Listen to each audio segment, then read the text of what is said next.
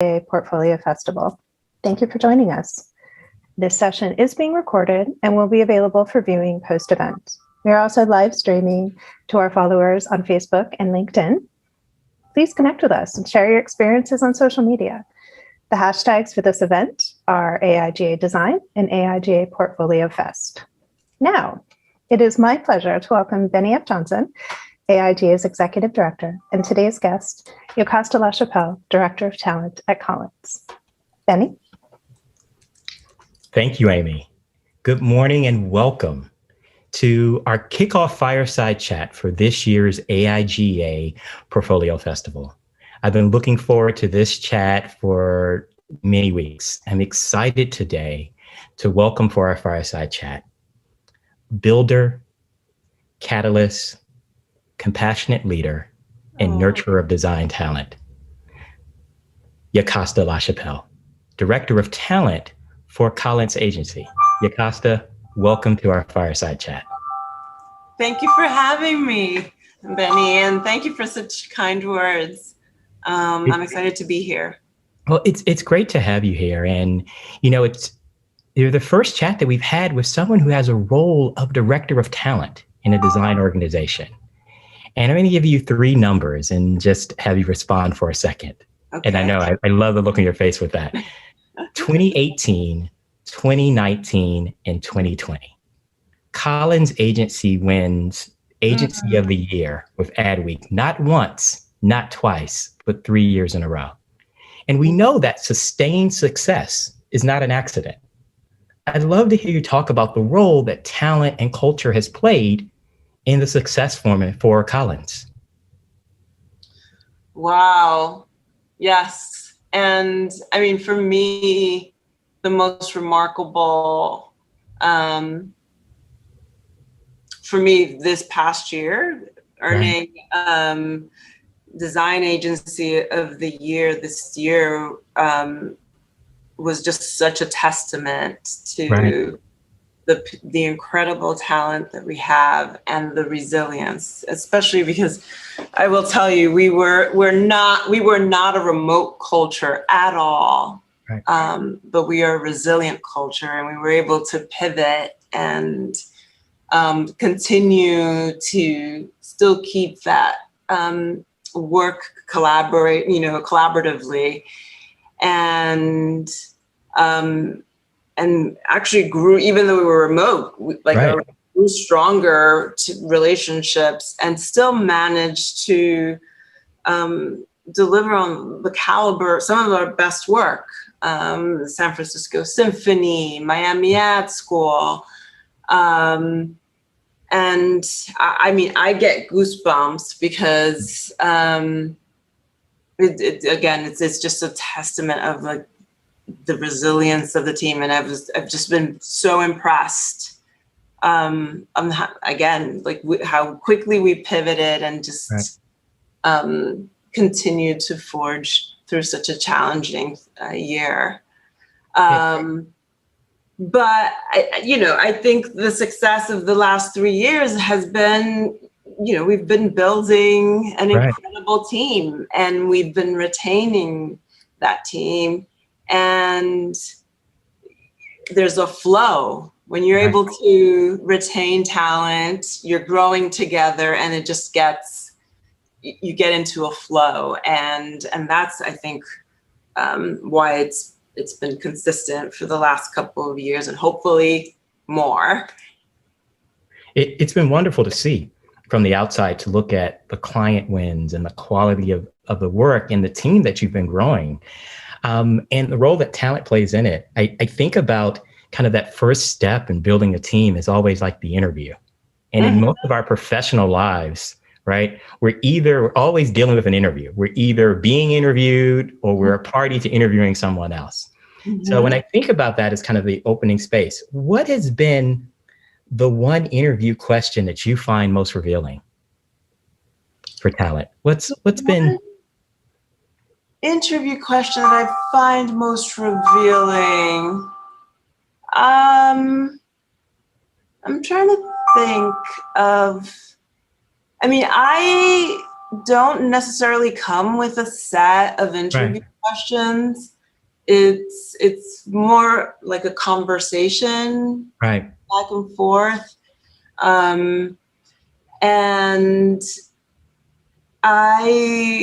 sometimes the revealing is hearing, if someone, what are their other interests? Like if they right, weren't in this field, what they would do. But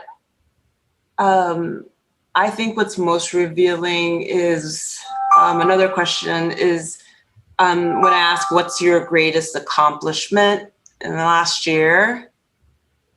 And there's no right or wrong answer. right. I always say that. But if the accomplishments are, some people talk about their, accomplishments that they have managed, that they have from their personal accomplishments. And Right. another group of people sometimes respond about the accomplishments of their team. And that kind of also reveals, like, that's a great manager, right? Right. And kind of what you're looking for and as a team space in there. So, what I often find revealing in a question, and we do for the fireside, is asking you about your origin story. So how does Yocasta come to be director of talent? Oof. I often find kind of the path that we go is really revealing. For us to look back at it, but also to share with our audience and our design community, whether they're starting out or transitioning. It's always great to hear how you get to be where you are today. And we'd love it to share a little bit about, how Yocasta emerges in this role. Yes. Well, quite frankly, I didn't know much about graphic design industry. Right. With lack of representation comes a lack of awareness in our communities. And it was just a total fluke. In some ways, I was a creative kid and student, and a friend who was a receptionist at a production company called me up one day and said, "You're artsy fartsy, come in for an interview." And I went in for the interview, and that's how I discovered graphics, production, advertising.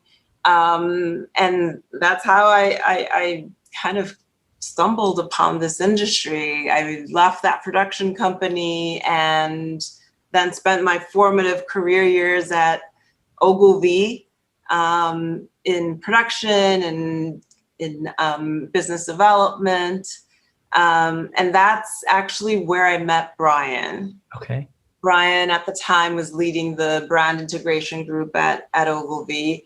And he was, for new business, he was like our secret weapon. So I worked closely with him and his team.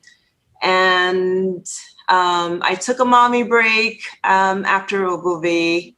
And when I decided to get back into the industry, I decided I wanted to move, leave big agency and work at more of a startup and kind of grow beyond, the silo of business development. And I freelanced for a bit and then reconnected with Brian almost 6.5 years ago, as he was trying, and Leland Mashmeyer, as they were starting to build up the team. And that's when I made the transition from, more of a production, project management into recruitment and talent. But that was, I think Brian knew that was a direction of the right direction for me before I even knew it. Right. Which is amazing. And it's I'm so grateful for that shift. Like, this is definitely where I should be, the space that I want to be in and the work that I want to do. Yes, it looks like we had a small technical difficulty. Give us 1 second. We will get that back up and running. No worries. Actually, while we wait for Bennie, do you want to continue on with your origin story and how you kind of ended up here? I think he actually froze right at the moment where I'd actually finished, right? Because I think I mentioned that I met Brian at Ogilvy, and I've been at Collins for the last 6.5 years. One of the things that I know we had a chance to talk last week was how you approach employee engagement at Collins too, because you did mention working from home. It was a lot of different shifts, but that you're a really resilient team. Mm-hmm. Can you talk a little bit more about the resilience and the employee engagement and why it's been so transformative in the last year for your team? Yeah, I mean, we still miss, those spontaneous conversations that happened that are not around the work, that is just personal conversations. Mm-hmm. We've just been more intentional about still keeping those spontaneous conversations and checking in with everyone, and just meeting and not talking about work, right? Just no agenda, just checking in on how everyone is. And when the pandemic hit, we actually had this map where with exactly where everybody was. I think I walked all the bridges in New York and kind of did drive-bys. And just, we kept very close touch to see, what everyone, and listen to what everyone needed. And, we have, and figured out how to work, remotely and wherever was best for each person. So we have some of our team members are in Hawaii, Lithuania, we're Australia, we're all over the world actually right now. We wanted to make sure that we were supportive of everyone and have that flexibility to make it work. Yeah. And when you've got people in all of those, in Hawaii to Lithuania, I mean, scheduling a meeting even difficult. Yeah, we have a set. We've figured out a system so that we have some overlapping hours, and then for client meetings and internal reviews. But it actually works. We've managed to work it out. Kind of following up. The other great part of this is that it's also allowed us to work with new talent that's all over the U.S. As well. Well, how do you do, what's your approach to new business development and the team members, and how you get everybody involved when they're everywhere? Well, the regular channels, we have Slack and Google Calendar, so we have all of those different and Zoom. So we have all those channels of communication, but we also kind of meet and discuss schedules and projects that everyone's working on. And again, there's a certain amount of hours that we're overlapping, and we stay within those time frames, or try our best to work within those time frames. Part of that to make that successful is really the culture of the company too. So and we have Bennie back. 18 months of Zoom moments, and this is the first time we've ever dropped connection. So we have MacGyvered it back here. So I thank everybody listening today, and thank you, Amy G, and Yocasta for your grace in bringing us back. So I am back and good now. Great. Well, you actually dropped off right as I had finished answering my origin story. So this is good to know. I heard the origin story, and one of the things that I thought was really interesting, there's the highlight for me is you started off talking about an intervention that you had, kind of this moment that threw you off your intended course, in which as a student, someone introduced you to something new.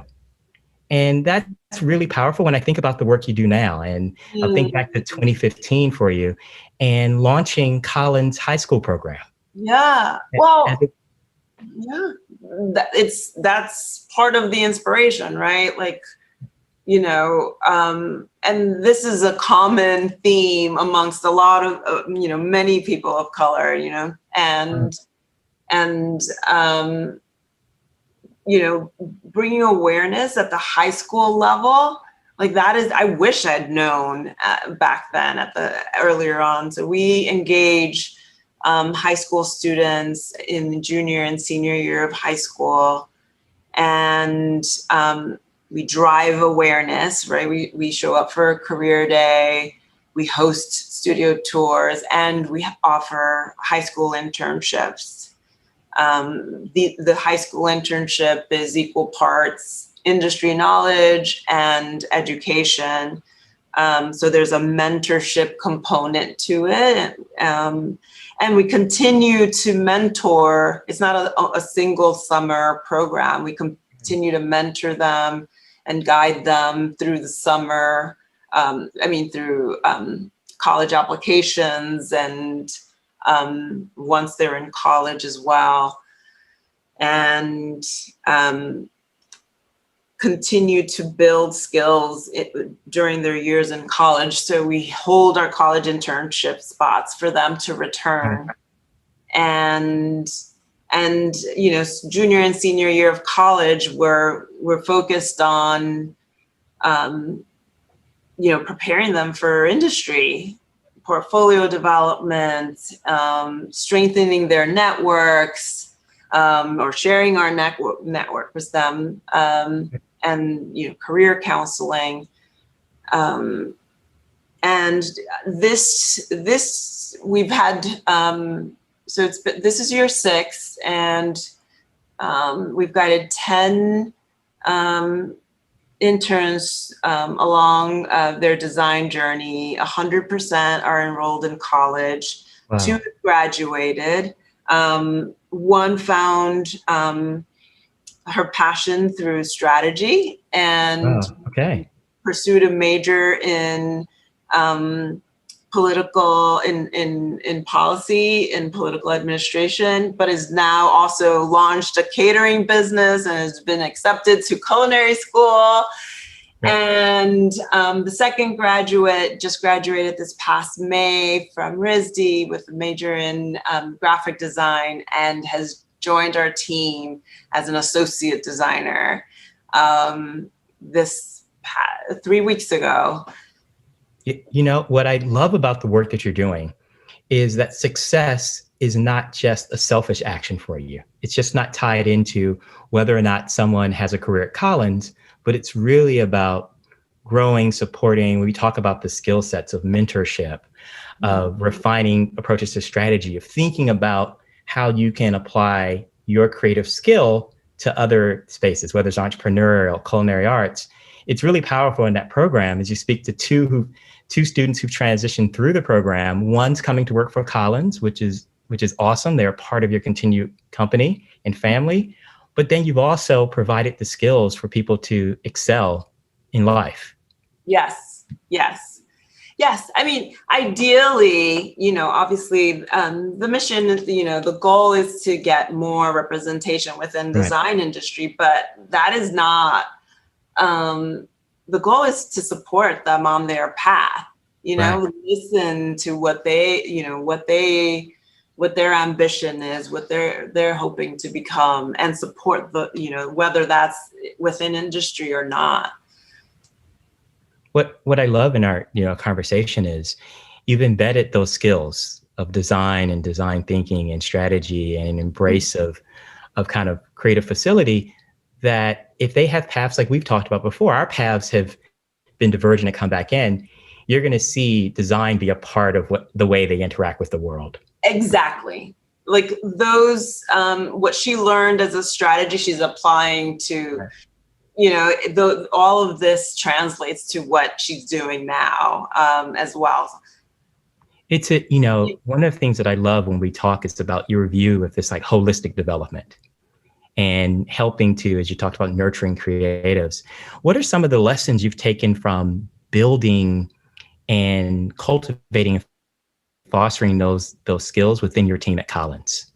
How have you moved from the creative of the work to building to be a part of the collaboration in the team? Mm-hmm. Well, our founders, Brian Collins and Leland Mashmeyer, set the mission and the values that to support our mission pretty early on. And I feel like we've internalized that almost right. It almost like, what? We actually don't even realize that it's a way of being, like just so fluid. But they are at their core, they're teachers. They're right. both teachers. And one of our core principles is, design is not what we make, it's what we make possible for others. Mm-hmm. So there's,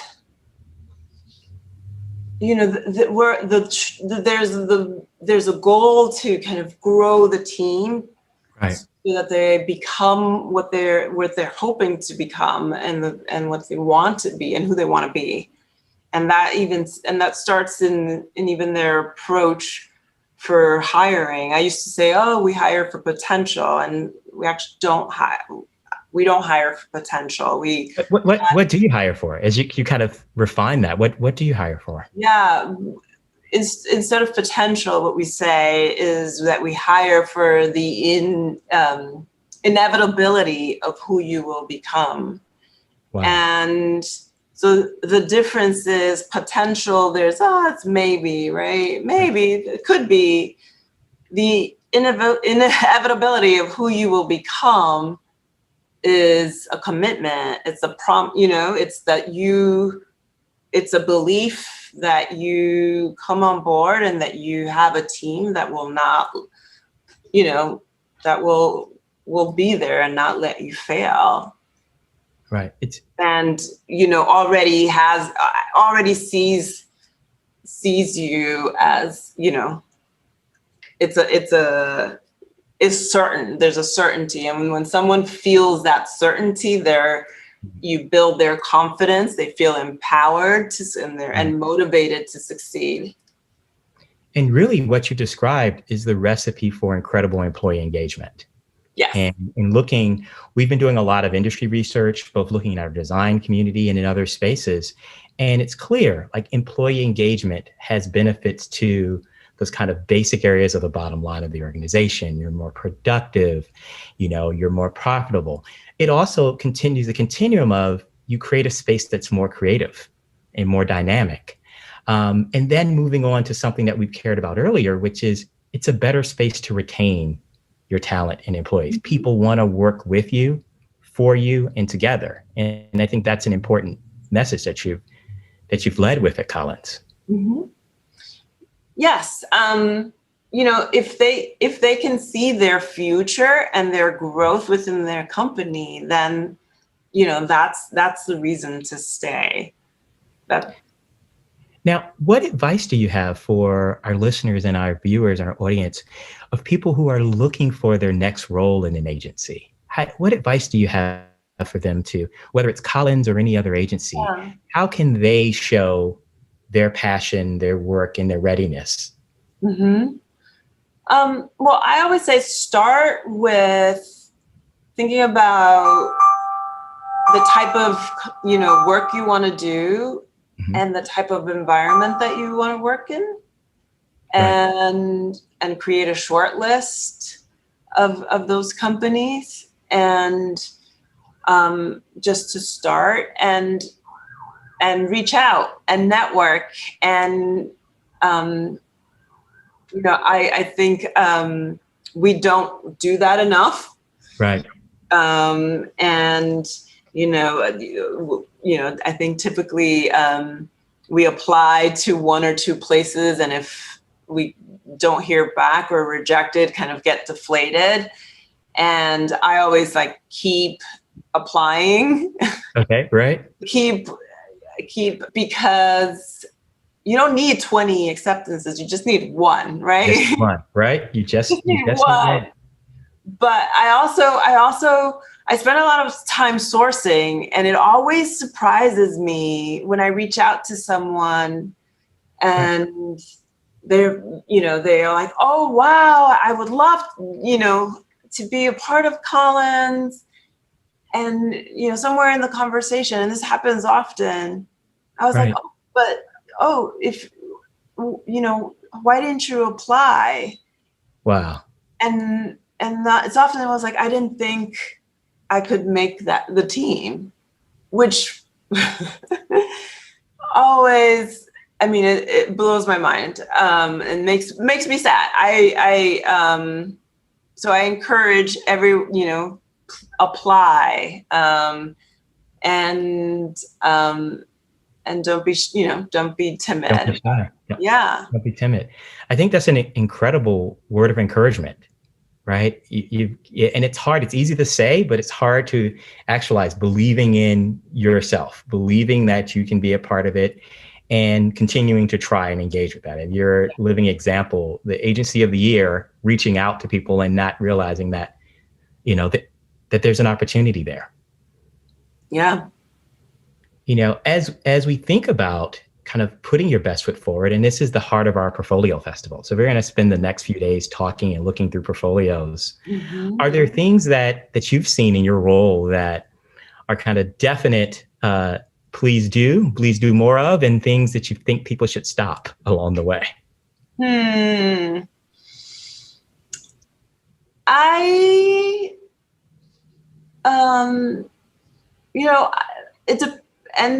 For associate or junior level, I think that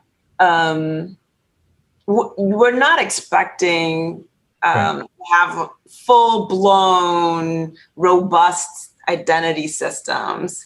I think what we're looking for, or I know what we're looking for, is craft, right? Certain level of craft.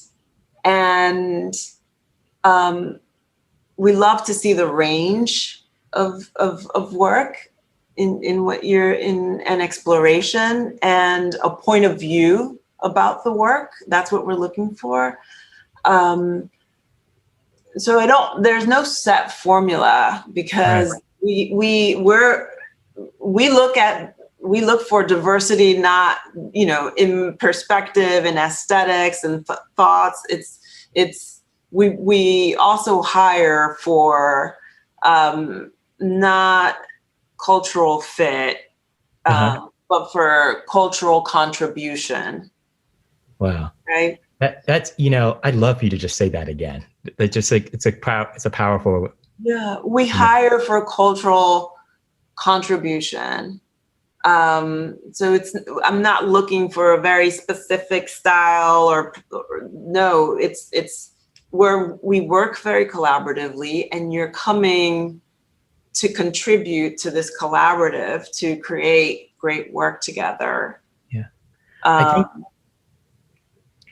I think that you're absolutely right. And I wanted you to kind of express it again, because it's a point that we see. We will come in and we think we know exactly what we need to share and present it. And this is an opportunity to demystify that. We think we know what the potential agency organization on the other side is looking for. And we're bringing all of the kind of past baggage of what we think it needs to be. And this is a great example to kind of demystify what you're really looking for in the space that really speaks to us. We had a note come in that asked us to expand a little bit. We talked about craft, we talked about scope.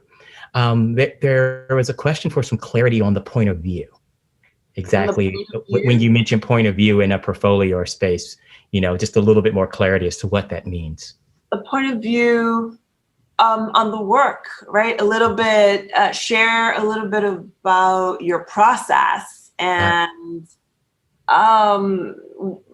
what your beliefs are, and how, a little bit, just more about how you work and why you're so passionate, and we want to hear your point of view and your voice. I mean, obviously there's a hierarchy at Collins, but it feels very flat, and everyone in general is expected to participate. It's a very collaborative team, and so we expect everyone to share their point of view, and that's how we kind of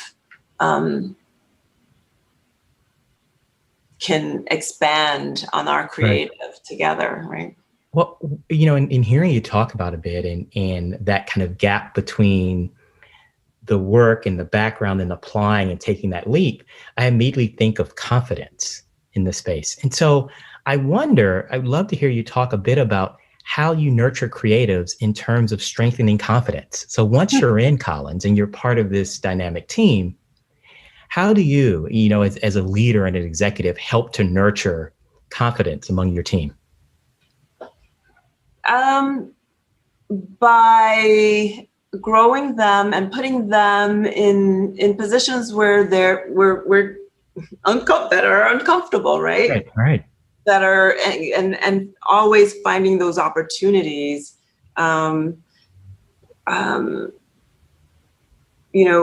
With that growth, getting comfortable, feeling uncomfortable. Yes. Right. Is how you grow and you build confidence. I met with someone recently that was part of our team who interviewed somewhere, and one of the questions they were asked was, what is your biggest strength? Mm-hmm. What are your greatest strengths? And this person could have listed presentation skills, craft, a long list. The answer they gave was, I will figure out my biggest strength is that I can figure out anything that you task me with. Wow. And I think that right there encapsulates it. Like that's confidence right there. Right. Is that that ability, that ability to know that you can figure out any challenge, that you won't freeze, that you have figured out how to work through. And that's not to say that we're feelers. I'm scared all the time. I say that all the time. I just, figure out how to get that energy into, well, what is it that I don't know? What is it that is making me uncomfortable? And what is it that I need to learn very quickly? But having a space there, that dynamic learning mindset, I think is really important. And you've established a space where design, agency world, the work we do, it's not a spectator sport, right? You create a space in which it's safe to be in and feel that uncomfortableness. And I think as you've talked about it, when you look at the engagement of your employees, they're responding to being a part of it. But it's wonderful to be able to share that with our larger design community as people are having those same feelings, right? Or they're uncomfortable with the space in there, knowing that this is a part of the process of creating success. Yes. So when you think about, talent today and working with your creative team, how do you think about the world tomorrow? I know you did an interview a few months ago, and one of the highlights was your statement that, the future is hybrid, and thinking about how, even your teams have dynamically spaced. We're thinking a lot as a professional organization about this moment of restart and helping people navigate what's next. I'd love to hear, your thoughts as you all look to what's next in engaging with employees, the way we work and where we work. Mm-hmm.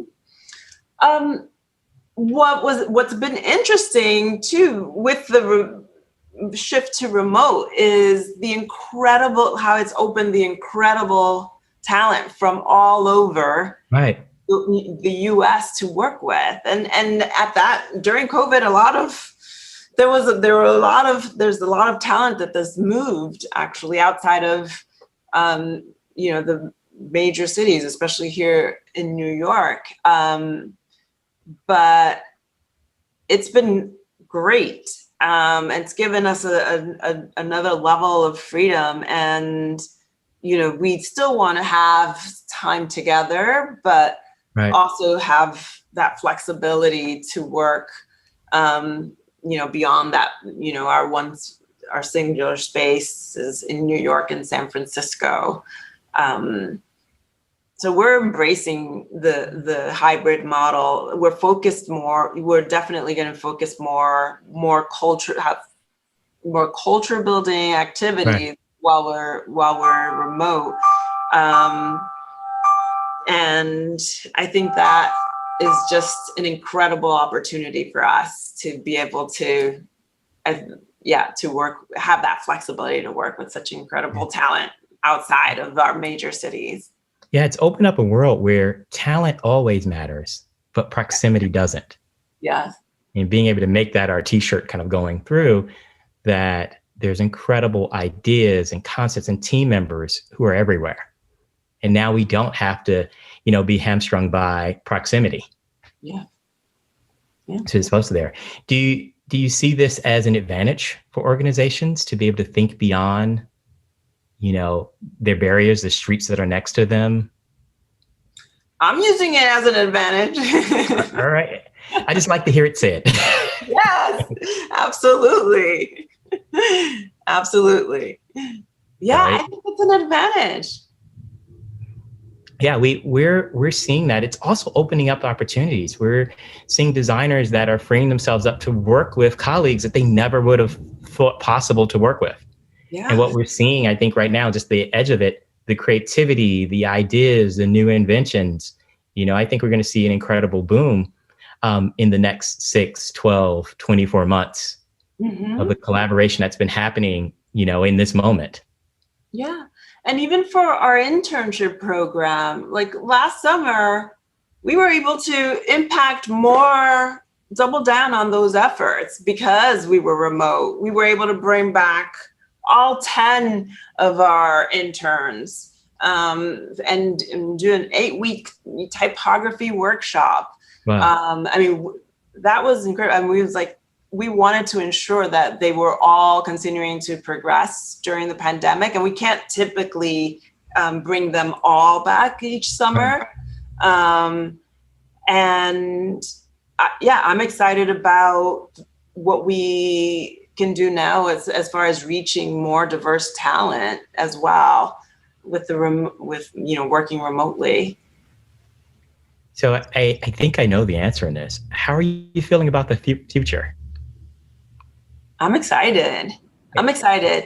And, especially, in reference to our high school through college internship program, the past year and a half, and I think I mentioned this to you on our call, we were trying to figure out how to scale. We were reaching out to partners and clients. And we were just invited by Herman Miller to join as founding members for their diversity and design collaborative. And we are now one of the founding members, along with 2x4, Adobe, Wolf Olens, Pentagram, Dropbox, amongst quite a few others, in forming, this industry-wide,